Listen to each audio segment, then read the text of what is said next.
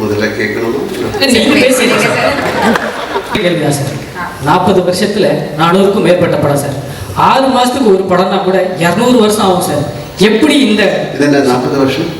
40 வருஷம் தாண்டி 47 வருஷம். 47 வருஷம் தான் முக்கியமான விஷயம். அந்த 7 வருஷத்துல எனக்கு தெரிஞ்சு நீங்க டைம் டிராவல் பண்ணி போயிட்டு கொடுக்க முடியாத படத்துக்குலாம் டேட்ஸ் கொடுத்து படம் நடிச்சிருப்பீங்க அப்படின்ற மாதிரி எனக்கு சார். எப்படி சார் அது பாசிபிள்? 400 படம் சார். 400 படம் அது ஒரு பிளெஸிங் தான். கடவுளோட பிளெஸிங் மாதிரி நடிச்சிருக்கேன். எனக்கு நல்ல டைரக்டர்ஸ் கிடைச்சது, நல்ல ஆக்டர்ஸ் கிடைச்சது, நல்ல ஆடியன்ஸ் கிடைச்சது. Thank you sir. எனக்கு ஒரே ஒரு வார்த்தை சார். அவ்வளோதான் சார்.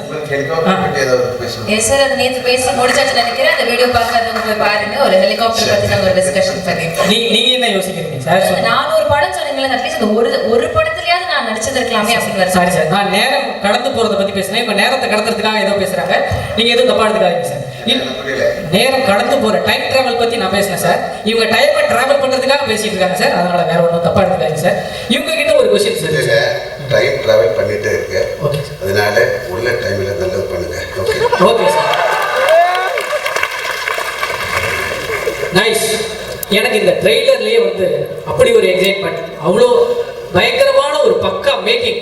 எனக்கு எல்லா செட் ஒர்க், ஆர்ட் டிபார்ட்மெண்ட், இந்த படத்துல ஒர்க் பண்ண எல்லா டெக்னீஷியன்ஸுமே போட்ட ஹார்ட் ஒர்க் இந்த 3 நிமிஷத்துல தெரியுது. So very nice. Thank you sir. இந்த மாதிரி ஒரு படத்தை எங்களுக்கு கொடுத்ததுக்கு. கண்டிப்பா மார்ச் 27ஆம் தேதி எல்லாருமே நாங்கள் பார்த்து செலிப்ரேட் பண்ணுவோம்.